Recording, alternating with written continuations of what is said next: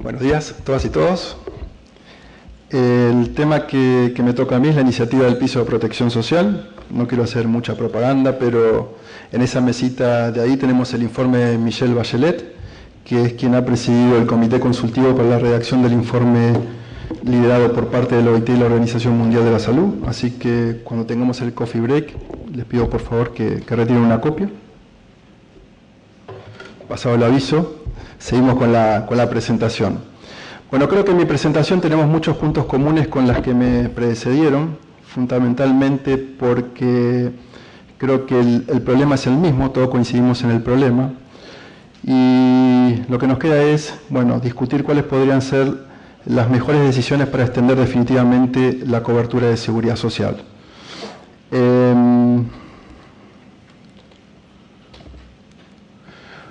En esta filmina lo que vamos a observar es cómo está relacionada la seguridad social con la sociedad en sí misma y en la promoción del crecimiento económico y del desarrollo social. Esta matriz que vemos en esta filmina es el fundamento, la base de la iniciativa del piso básico de protección social. Todos entendemos a la seguridad social como un derecho humano fundamental y lo que intenta la iniciativa es de materializar precisamente ese acceso efectivo a las 4 garantías que observaremos en un tiempito. ¿Por qué es un derecho humano fundamental? Porque define un nivel mínimo de seguridad social que viene dado por una serie de instrumentos internacionales en materia de derechos humanos, porque promueve la ciudadanía y la cohesión social y porque además asegura un nivel mínimo de redistribución del ingreso. Todos sabemos que una de las funciones más importantes de la seguridad social es la de garantizar mínimos sociales, una adecuada sustitución de ingresos en función de los ingresos anteriores a que acontezca la contingencia, pero fundamentalmente la redistribución de los ingresos, ¿no? Tanto intergeneracional como intrageneracional. La seguridad social como una necesidad económica, porque facilita el empleo productivo y mejora la productividad. Todos aquellos que tenemos acceso a la seguridad social posiblemente estemos sanos y seamos más productivos en nuestros puestos de trabajo. Y fortalece fundamentalmente la capacidad de recuperación económica en época de crisis. Esto ha sido probado durante la crisis 2008-2009, donde aquellos países que tenían instalados sistemas de seguridad social robustos, fuertes, han sorteado mucho mejor los efectos de la crisis, ¿no? Fundamentalmente en la región de las Américas, en el Cono Sur. Y la seguridad social como una necesidad social, ya que está probado que reduce la pobreza y la vulnerabilidad, no solamente a través de los programas contributivos, sino también los no contributivos, que son fundamentalmente parte de las garantías del piso de protección social, y promueve la justicia y la cohesión social. Si pudiéramos identificar cuáles podrían ser las contingencias sociales a las que nos enfrentamos cada uno de nosotros a lo largo de todo el ciclo vital de las personas, tenemos que son de las más variadas, ¿no? Es decir, en función de qué etapa estamos hablando, tenemos diferentes contingencias a las que estamos expuestos. Por supuesto que hay algunas que son comunes a todas las edades, ¿no? Entre las comunes tenemos el déficit habitacional y de saneamiento, pero también tenemos como contingencias o riesgos sociales comunes a todas las edades los problemas de salud, las discapacidades, etc. Y después tenemos algunas particulares a cada tramo de edad, ¿no? En niñez y adolescencia, el tema de la desnutrición infantil, el tema del trabajo infantil, los problemas de educación, analfabetismo, sobreedad y repitencia, a edades centrales, edades activas, educación básica incompleta, pero también problemas de inserción laboral, el desempleo, la precariedad laboral, y a edades adultas, en la vejez, el tema de la falta o interrupción de los ingresos por inactividad laboral, ¿no? Y a lo que se suma las contingencias comunes a todos los tramos de edad, aquellos definidos como problemas de salud y discapacidades. Precisamente la iniciativa del piso básico de protección social lo que intenta es dar respuesta, ¿no?, a cada una de estas contingencias a lo largo de todo el ciclo vital de las personas. La OIT y la Organización Mundial de la Salud lidera el componente referido a pensiones, salud, en especial todas aquellas contingencias sociales enumeradas y contempladas en el convenio número 102 sobre normas mínimas de seguridad social. Pero existen otros riesgos sociales que son promovidos por otras agencias del sistema de Naciones Unidas, ¿no? Fundamentalmente aquellas referidas al déficit habitacional y de saneamiento. Si seguimos y tratamos de buscar el porqué, ¿no?, de esta iniciativa del piso básico de protección social, tenemos que el mundo hoy enfrenta enormes deficiencias de protección social, ¿no? Y podemos dividirlas en 3 grandes grupos. Deficiencias de la cobertura de la población, es decir, la cobertura efectiva, qué proporción de la población tiene acceso completo a los servicios de seguridad social, cobertura cuantitativa, deficiencia del número de las contingencias cubiertas, es decir, si tomamos como mapa de referencia el convenio 102 sobre normas mínimas de seguridad social y las 9 ramas de la seguridad social en él enumeradas, bueno, ¿cuáles son las ramas que las distintas legislaciones de seguridad social en cada uno de los países receptan en su legislación interna? Y por último, las deficiencias en cuanto a la adecuación de las prestaciones que se brindan. Es decir, ¿son suficientes las prestaciones? Vamos a ver que tanto el convenio 102 como algunos considerados de tercera generación prescriben una proporción o una garantía mínima de sustitución de ingresos en función de la historia laboral del individuo.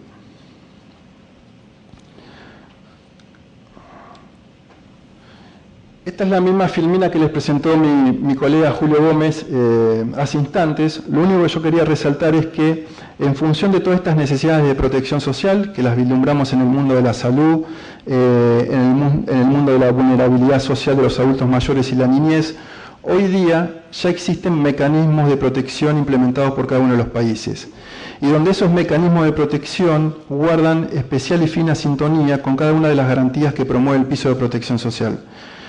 Quiero decir que lo vamos a ver seguidamente, pero el piso de protección social no está innovando. Es decir, en cada uno de los países tenemos ejemplos y buenas prácticas de algunos componentes de este piso y que se aplican de manera muy efectiva. Por ejemplo, cuando hablamos de que el 30% de la población no tiene acceso a asistencia médica básica, observamos, fundamentalmente en las Américas, distintas decisiones de política públicas tendientes a dar cobertura de forma gradual y tendiendo a la universalidad. Podríamos poner, por ejemplo, el caso de Perú, con las enormes dificultades que existen, ¿no?, a través de la LAUS, la Ley de Aseguramiento Universal en Materia de Salud. Podemos poner como ejemplo el caso colombiano, con el régimen subsidiado de salud, que tiene el mismo objetivo. Y también para el caso de la inclusión social, seguridad económica para los adultos mayores. Para este caso también tenemos una cantidad, ¿no?, cuantiosa, vale la redundancia, de algunos ejemplos. El programa incipiente acá en Perú, Pensión 65, pero tenemos Renta Dignidad en Bolivia, tenemos pensiones asistenciales en Argentina, en Brasil, tenemos el Bono de Desarrollo Humano en Ecuador, un montón de ejemplos que los vamos a abordar no solamente en esta presentación, sino también en las mesas temáticas organizadas, creo que mañana por la mañana.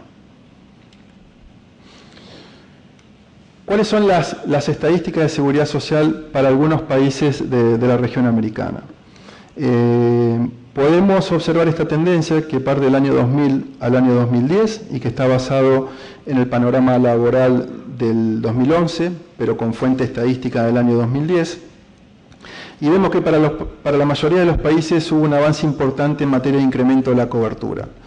Pero como decía bien Julio Gómez, todavía estamos lejos de esa meta del 20% de incremento de la cobertura en un plazo de 10 años, que surge de la Agenda Hemisférica de Trabajo Decente, aquella acta fundacional en materia de seguridad social que suscribieron todos los ministros de Trabajo en Brasil en el año 2006. Y donde tenemos los saltos más importantes en materia de cobertura son precisamente en aquellos países donde introdujeron sistemas universales para dar cobertura en materia de salud.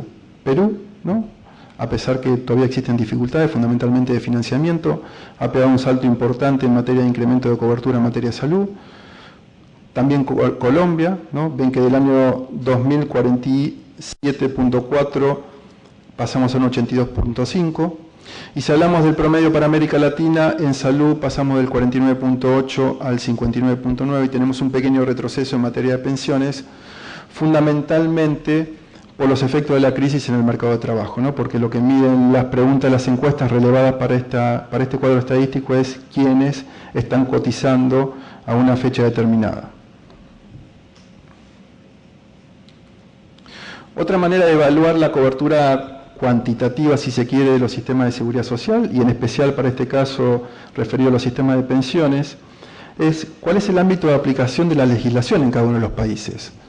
Mi colega Jacob introducía de que muchas veces en algunos países algunos grupos ocupacionales no están receptados en la legislación de seguridad social y por lo tanto no tienen la obligación de cotizar a ningún sistema de seguridad social. Y en algunos otros casos tampoco permiten la afiliación voluntaria.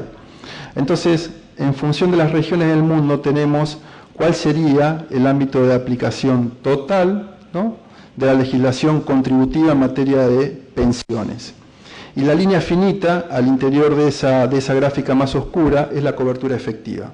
Por ejemplo, en el total, si del total de la población, más del 40% debería estar incorporada a un sistema de seguridad social, pensiones, de acuerdo a la legislación, solamente un 27% estaría cotizando efectivamente. Pero la brecha entre lo que dice la legislación que debería ser, ¿no?, y los que efectivamente cotizan en un sistema de seguridad social se amplía para América Latina y el Caribe, ¿no? Observen que en principio casi un 70% estaría obligado a cotizar un sistema de seguridad social y la línea finita hacia el interior de esa banda nos dice que solamente el 37% cotiza periódicamente. Otra forma de medir los déficits de cobertura. Otra manera distinta, veíamos que teníamos el déficit de cobertura cuantitativa, el déficit de, bueno, qué cantidad de contingencias sociales estaban incorporadas en los sistemas de seguridad social en cada uno de los países, y este es el caso, ¿no? ¿Cuál es el número de ramas de la seguridad social comprendidas en los programas obligatorios? Si tomamos como referencia el convenio número 102 sobre normas mínimas de seguridad social, todos sabemos que son 9 las contingencias sociales cubiertas en este convenio. Bueno, ¿cuántas ramas en función de esas 9, o cuántas contingencias sociales o riesgos sociales en función de esos 9, están incorporados en las distintas legislaciones para cada uno de los países, regiones? Estos países pintados en verde son los que tienen más ramas o más riesgos sociales contemplados en las legislaciones internas de seguridad social, ¿no? 8 o más. Y tenemos todos los países del Cono Sur, Brasil y el norte de las Américas, ¿no?, Estados Unidos y Canadá. Pero, fíjense, este celeste, ¿no?, que es Perú, que solamente tiene, ¿no?, de 5 a 6 ramas, y fundamentalmente porque en función de ese convenio número 102 no tiene cobertura en caso de desempleo, no tiene cobertura en caso de asignaciones familiares, etcétera, ¿no? Si nos ponemos a analizar las ramas o contingencias sociales del convenio y lo que recepta la legislación interna, podemos ir también llenando este mapa mundi. Otra forma de evaluar cuáles son los déficits de protección, ¿no?, máxime si consideramos a este 102 como norma mínima universal en materia de seguridad social. Para un caso particular que tiene que ver con la seguridad económica de los adultos mayores, otra forma de vislumbrar esa falta de protección podría ser, bueno, qué cantidad de la población adulta mayor recibe una pensión, ¿no? Y tenemos casos donde en algunos países un 90% de esa proporción, de esos adultos mayores, recibe una prestación. Casos donde la percepción de una prestación económica en caso de vejez se da entre el 50 y el 90%, 20 y 50%, etc. Aquellos países que vislumbran mejores estándares en materia de cobertura para los adultos mayores son nuevamente los países del Cono Sur, en las Américas, y muy especialmente, podría decir, en los andinos, Bolivia, ¿no?, que si bien Bolivia tiene otro color es porque no está incorporado el efecto de la renta dignidad, ¿no?, sino que solamente vislumbra, recepta los programas contributivos que dan cobertura a los adultos mayores. Vamos a ver el caso de Bolivia en un ratito. Y la última, para evaluar también el desempeño de los sistemas de protección social, bueno, ¿cuál es la suficiencia de las prestaciones? Todos sabemos, en función de la legislación interna en cada uno de los países, cuál es el porcentaje, ¿no?, de un promedio de salarios que puede ser desde toda la vida laboral hasta los últimos 10 años, que se recibe como prestación económica en caso de vejez, invalidez y muerte. Pero ¿qué dicen los convenios internacionales en materia de seguridad social de la OIT? Por ejemplo, el convenio 102 estipula que para el caso de vejez debería garantizarse una tasa de reemplazo de sustitución del 40%, ¿no? Y si nos vamos al convenio de última generación, sube un 5 puntos porcentuales ubicándose en el 45%. ¿Qué quiere decir esto? Que aquellos países que han ratificado el 102 es porque los sistemas de seguridad social, específicamente aquellos que dan cobertura en caso de vejez, están garantizando, ¿no?, una tasa de sustitución del 40%. El convenio, por otra parte, deja librado a cada uno de los países, ¿no?, a través del diálogo social, para que establezcan cuál podría ser el método para establecer ese 40%. Es decir, tomando en función un promedio salarial de toda la vida laboral, de los últimos 5 años, 10 años, etcétera, etcétera. O sea que el convenio es lo suficientemente flexible para permitir que países desarrollados, pero también no desarrollados, tengan la posibilidad de ratificarlo. La iniciativa del piso de protección social les decía que nació en el año 2009, liderado por la OIT y la OMS, pero es precisamente en la última Conferencia Internacional del Trabajo donde se reabre una fuerte discusión acerca de la posibilidad de trabajar en la elaboración de una recomendación, cosa que sucederá, se discutirá en esta nueva conferencia en el mes de junio en la sede de la OIT, ¿no?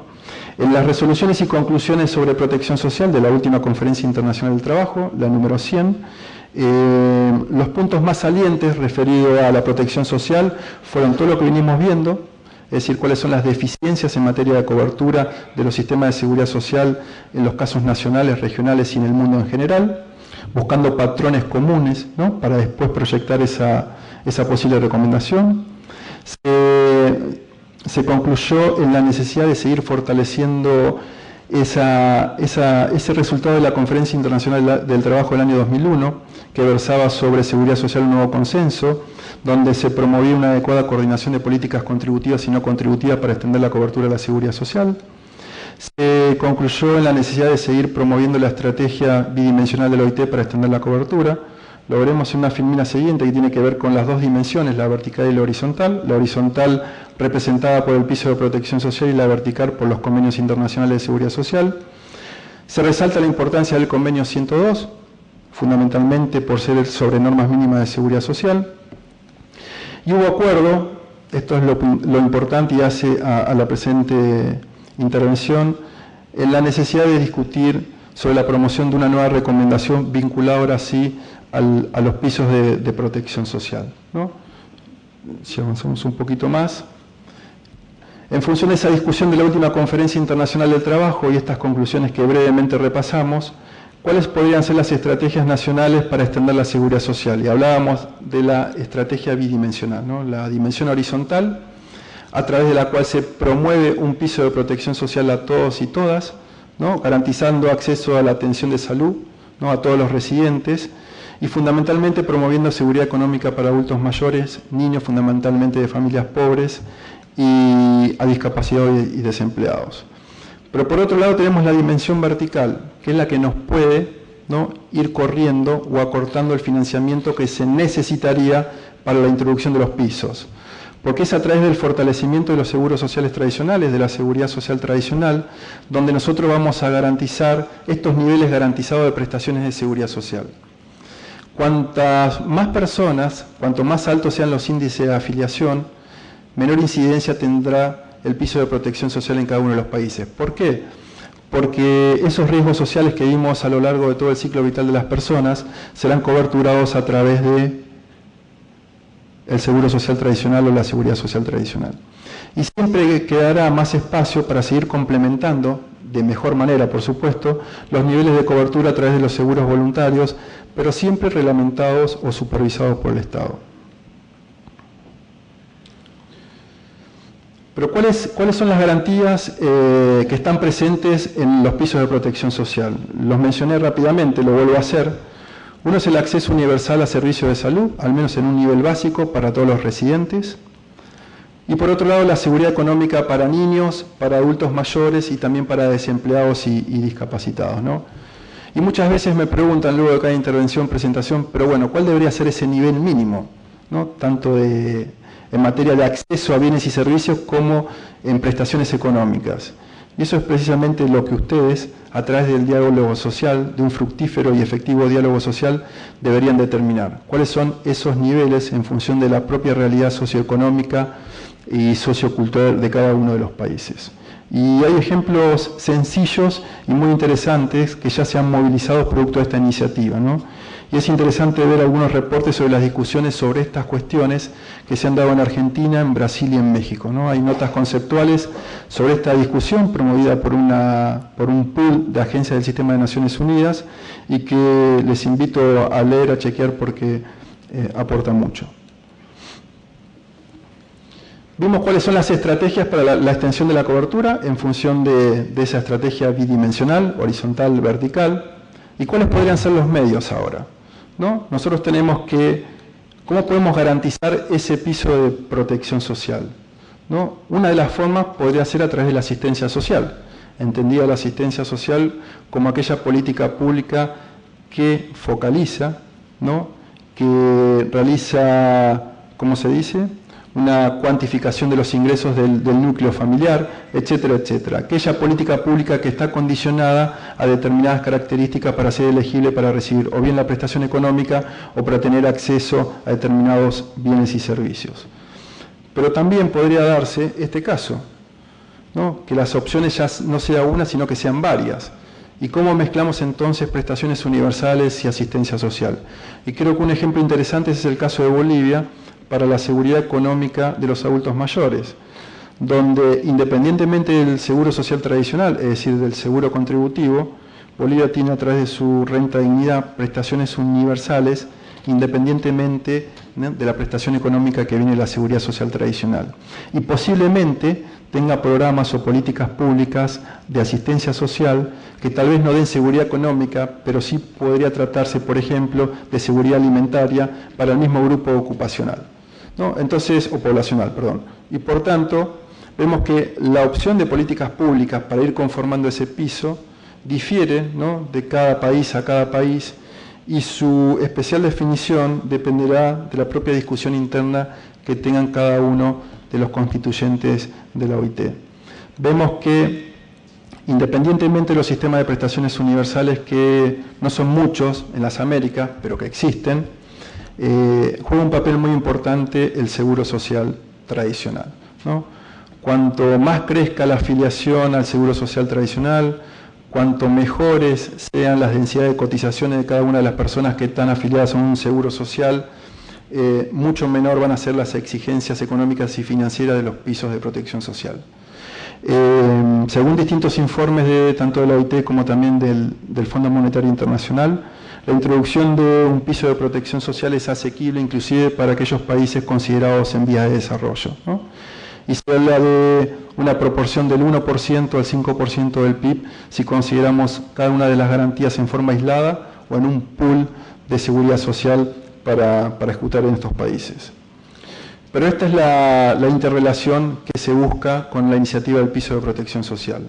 No es solamente dar un acceso efectivo a cada una de esas 4 garantías, sino cómo podemos generar políticas públicas integradas donde el piso solamente sea un instrumento de transición, un trampolín, solemos decir nosotros en la organización, para generar mejores y mayores niveles de protección social que obviamente están dados por el Convenio 102 y aquellos considerados de tercera generación. Brevemente lo vuelvo a repetir, para la introducción de estos pisos de protección social o para garantizar esa universalidad de cobertura, en definitiva para materializar la seguridad social como un derecho humano, lo que nosotros debemos hacer es este mix, es decir, asistencia social, seguro social, regímenes universales u otros, ¿no? Y efectivamente vamos a tener esos resultados que nos estamos proponiendo. Es decir, no hay una receta única, no hay una solución única, sino que a través de la coordinación de estas políticas, algunas consideradas contributivas y otras no contributivas, es que vamos a avanzar progresivamente en el incremento de la cobertura y específicamente en estas 4 garantías consideradas básicas para todos y cada uno de nosotros. Acá están enumeradas básicamente las 4 garantías que conforman el piso de protección social. No son solamente transferencias condicionadas, sino que también hay transferencias en especie, cuando hablamos de bolsos de alimentación, etcétera, etcétera, y que todo dependerá obviamente, y de nuevo, respecto a la realidad económico-social de cada uno de los países. Pero las políticas públicas están dirigidas a todos los residentes en caso de salud, a los niños para garantizar seguridad económica y asimismo también para los adultos mayores y los trabajadores desempleados y discapacitados. Y por último, ¿por qué es importante? Y se quedó sin pila. ¿Y por qué es importante la discusión y la adopción, obviamente, de la recomendación? Para nosotros ya es un gran logro que se haya discutido o que haya tenido este nivel de discusión, no solamente la posible aprobación de la recomendación, sino el cuestionario en sí mismo que fue distribuido el año pasado para que sea cumplimentado por cada uno de nuestros constituyentes. porque indudablemente a nivel nacional ayuda a reducir la pobreza y la vulnerabilidad social. Lo podemos ver en estas dos columnas donde analizamos a nivel nacional y nivel global. Materializa a la seguridad social como un derecho humano fundamental, dando respuesta a lo que expresan diversos instrumentos internacionales en la materia, la Declaración Universal de los Derechos Humanos, pero también el Pacto Internacional de los Derechos Económicos, Sociales y Culturales. Promueve la actividad económica productiva y reduce la informalidad y la precariedad. Y provee un marco de políticas nacionales de protección social en estrecha coordinación con otras políticas, las económicas y fundamentalmente las de empleo. Creemos que debe haber una aceitada coordinación entre las políticas de seguridad social, pero sin dejar de lado las políticas activas de empleo, porque es de esta manera que vamos a seguir fortaleciendo la seguridad social tradicional, el seguro social. Y a nivel global, acelera el progreso hacia el logro de los objetivos de desarrollo del milenio, pobreza, educación, etc. Promueve políticas de desarrollo basadas en los derechos y establece estructuras institucionales sostenibles en los países fundamentalmente pobres. Creo que a grandes rasgos esto es lo que busca promover la aprobación de esta recomendación en la próxima Conferencia Internacional del Trabajo, y espero que los representantes de los constituyentes así lo dispongan, ¿no? Dejo la presentación con una serie de documentos de referencia que dan seguimiento a todo el proceso de elaboración de la recomendación sobre los pisos de protección social, pero también las discusiones originarias desde el 2009, cuando se crea la iniciativa en el ámbito del Sistema de Naciones Unidas, y algunos más recientes que tienen que ver con el posible impacto de la introducción de un piso de protección social en las finanzas públicas de cada uno de los países. La OIT, para esta Conferencia Internacional del Trabajo en junio de este año, estaría presentando estos ejemplos, ejercicios prácticos para algunos países de África y tal vez también para algunos países americanos, fundamentalmente de Centroamérica. Así que tan pronto como tengamos esos ejercicios, los vamos a distribuir con todos ustedes. Creo que era la última, así que muchas gracias y este es el piso.